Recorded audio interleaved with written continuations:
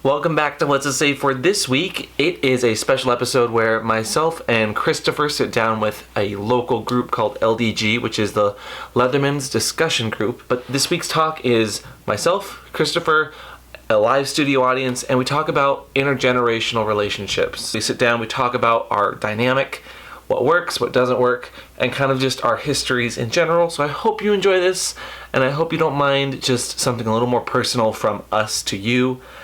And let us know what you think down below in the comments as you watch this, because it's a little bit longer than normal. I hope that's okay. Are you okay with that? Don't be upset. I think that's all I have to say. Oh god, oh no, now it's gonna open, the opening's gonna and there's gonna be a cum shot and it's gonna be right in my face. Okay, and go.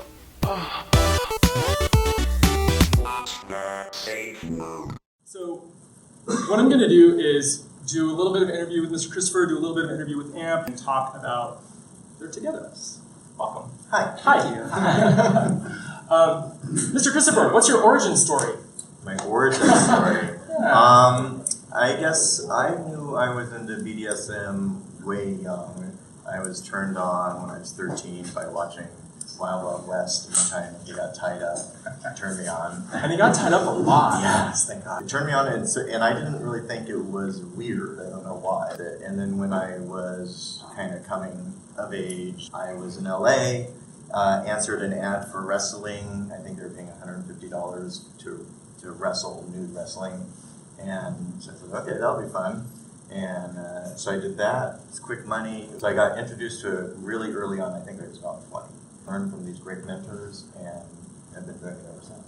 Yeah, I also saw a profile that you did on your website talking about the fact that you were very exhibitionist even in college. Yeah, I kind of like to show off. How did that manifest? Well, I started doing videos to show off. I didn't have what millennials now have, which is Twitter and an iPhone in their pocket, and they can do selfies.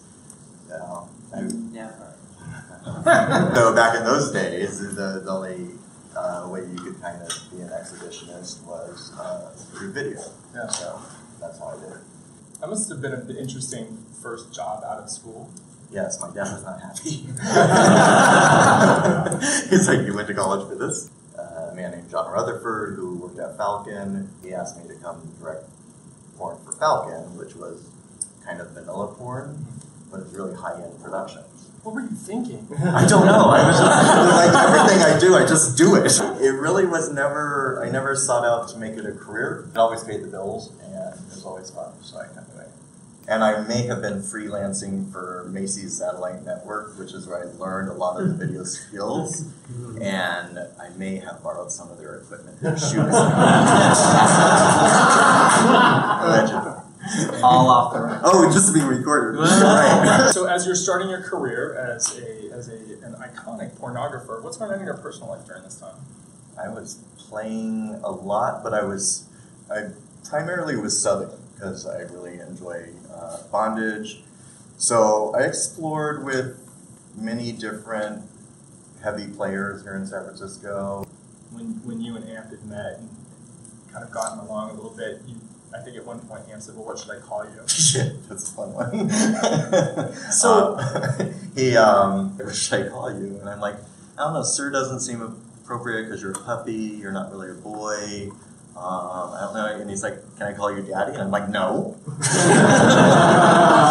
And then I started thinking about it, and I looked in the mirror, and I was a little older, and I may be legally older than his biological father, so I'm like, Me. all right, yeah, okay, you can call me daddy. And it took me, he started calling me daddy, and I'm like, oh, I kind of cringed every time he did it. We were out at a bar, and I didn't even realize it, but all the puppies now call me daddy. When we go out there, like, daddy, do you need anything, daddy? And the boy's like, it's kind of cute, everyone calls you daddy. what are you doing now? So right now, I do the social media for Mr. S. I freelance direct for Kink.com and some other porn companies hire me out as a director. Thank you very much. Yeah, thank you. All right, Amp, hello, welcome. Hi, I'm here too. You are. So you're a few years younger than Mr. Christopher here. Your kink origin story, I imagine, is a little bit different. How did you come out as a gay man? Well, I grew up Catholic. That usually explains it for a lot of people. I was an altar boy. not like that.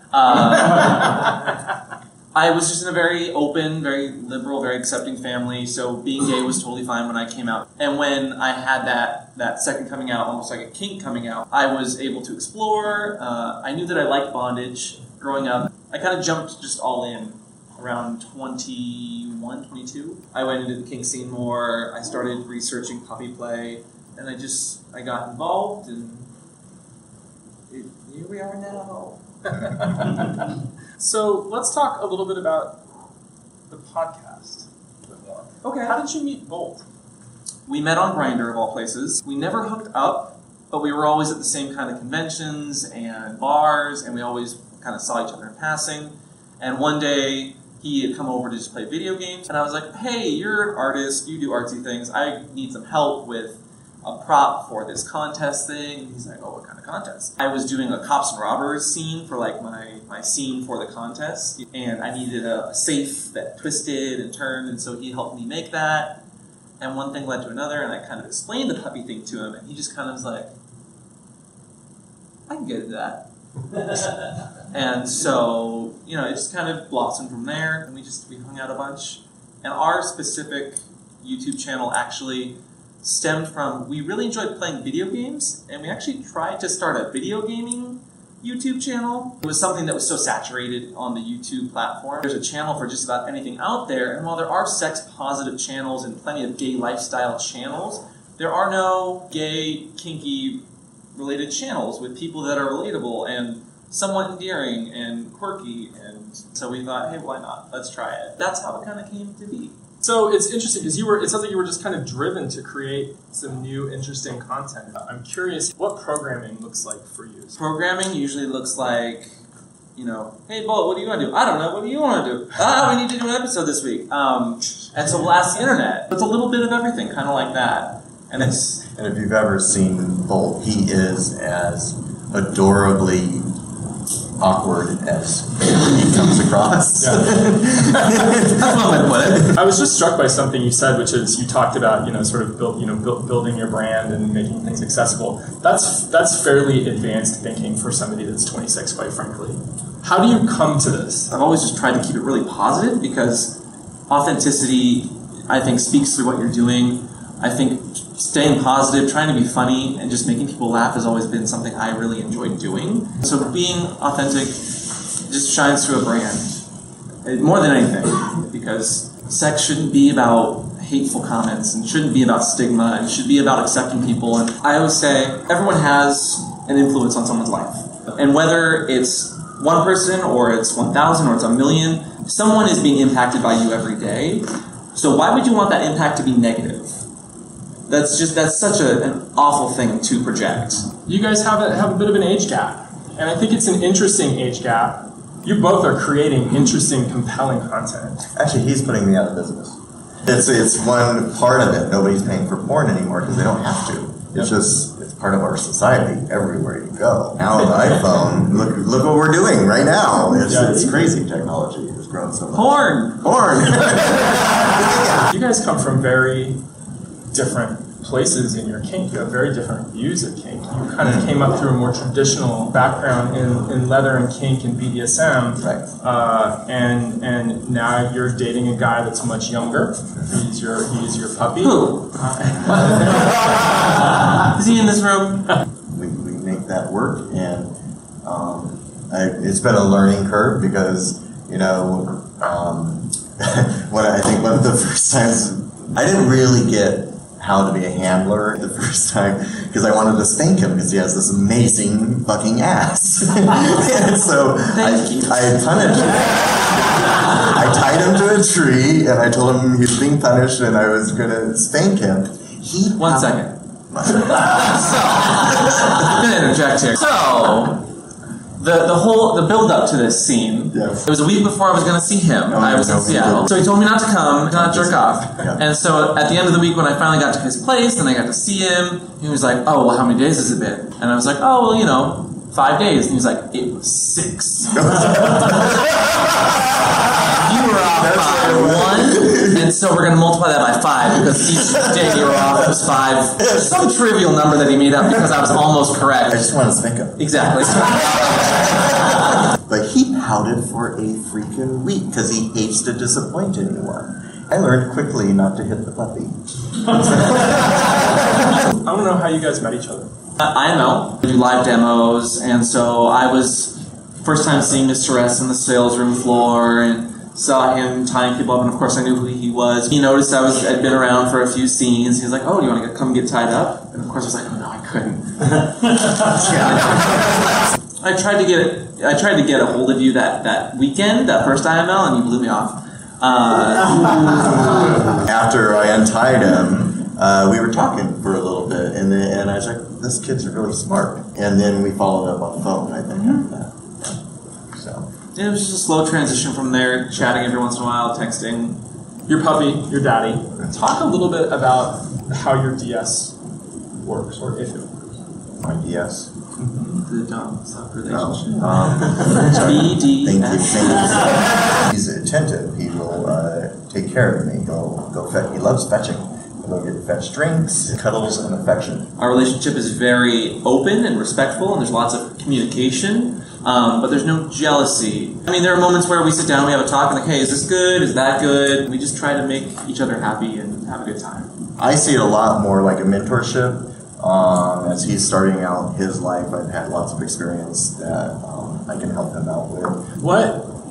And I would ask you for each of you to answer this question your own way. What has been the most surprising thing that meshed well, given your very different perspectives? I think I think it's just a special case in this situation. For me, I've always been so sex positive and very out there, and that it's always been very easy, and I can be very candid and honest and open with him. And I think that's a very wonderful quality to have in someone that you confide in. And age isn't the number, or it's not the qualifier there. It's simply experience and personality. Yeah, I guess what surprised me was I didn't think I'd be able to hold an intelligent conversation with someone that young. You both lead very public lives. How's that visibility been useful to you? We got all them here. No, I don't know. I mean, it's been a good experience. It's been positive. You make good connections and you meet people and you make friendships and hopefully impact people in a positive way. I can speak for myself. The reason I do it, I run a blog where I put out almost every sexual experience I have with pictures and stories. The reason I do that is to take the shame away from it. At the end of the day, we get tons of comments online from people that I didn't understand it.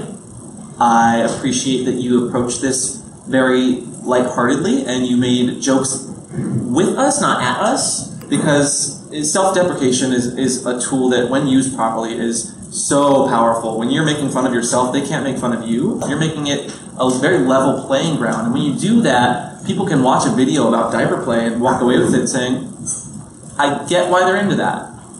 I'm not into that. Oh, God, no. But I get why they're into that.